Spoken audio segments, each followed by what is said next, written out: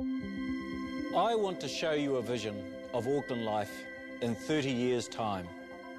We want to ensure Auckland's economic well-being into the future, to improve the lives of all Aucklanders by making this the world's most livable city. To bring this vision to life, we have to get our city moving. For decades, our economy has been suffocated by our inability to agree on major infrastructure projects. Now we are one city. We have the chance to be courageous, to make sure lifeblood flows to all corners of our region through a network of road, rail, ferry, bikeways and walkways. And a major artery will be rail. Much of the network is already in place. But to get the blood really pumping, 3 crucial rail links need to be completed. Our first priority is the inner city rail loop. It will free up capacity on the whole network and help to unclog our roads by bringing more people into the city on train. This plan was designed by a team of international transport and urban design development experts. The inner city rail loop is the most critical element of Auckland's transformation into a globally competitive city. Later will come rail to the airport, providing passenger and freight connections to the Auckland International Airport. And thirdly, rail to the North Shore, which will vastly improve the quality of life of the people of the shore and in the city centre. It's going to cost money, but it will cost more if we choose to delay.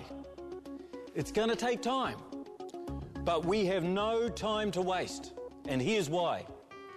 Auckland's population, presently 1.4 million, will be around 2.5 million in 2035. Our existing transport infrastructure simply will not cope. You know this. If you think it's bad now, it will be crippling if we do not act.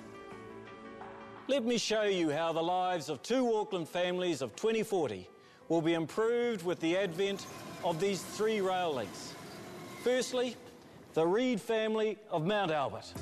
David Reid's a laboratory technician who works in the downtown area of the city centre. His wife Andrea works for an insurance company on the North Shore. Andrea and David catch the train to Aotea Station together.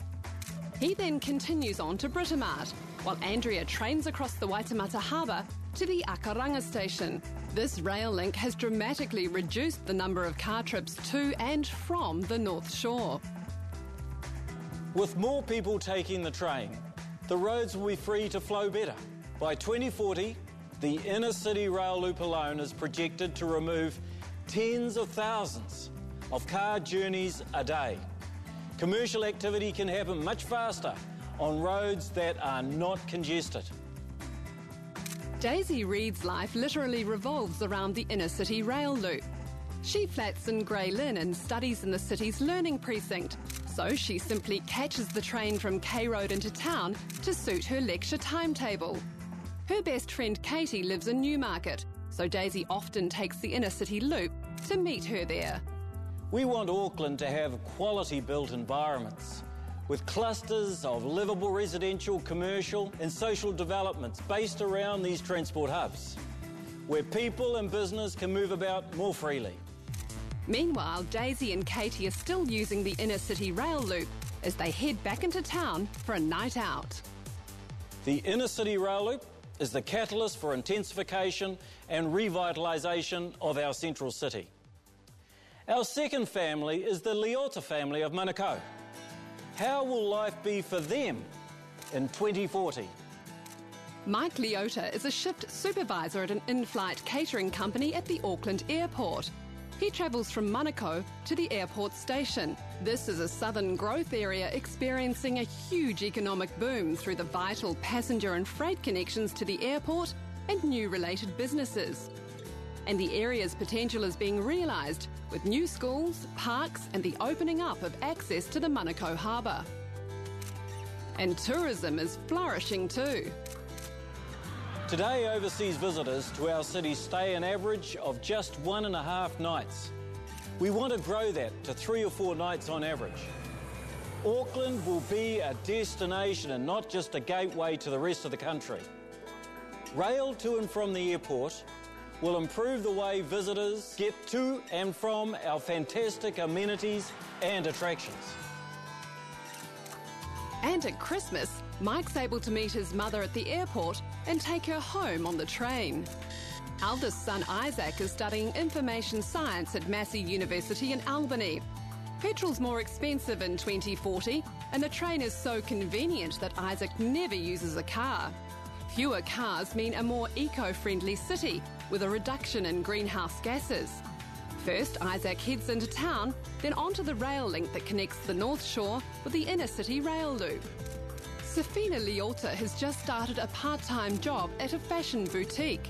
This is one of the new shops in the thriving retail centre that's sprung up around the Akaranga train station. The inner city rail loop will grow a vibrant inner city area and will improve our economic well-being. Business people will be able to move rapidly around our city, and the number of jobs around the new rail stations will increase significantly, all without using any more scarce land or money on roads and car parks. On our doorstep, we have 180 beaches, 3 of the most beautiful harbours on the planet. We have the Gulf Islands, the Waitakere rainforests and ranges, and the 56 volcanic cones, features no other city in the world can best. To ensure all Aucklanders can enjoy these, to ensure our economic well-being, and to be a true eco-city, we have to unclog our roads. You've seen a vision of the way Auckland can be, can work in the decades to come. It will take time and money, but we have the vision and we can build this rail network. Do this and we'll have gone a long way towards making Auckland the world's most beautiful, most livable city.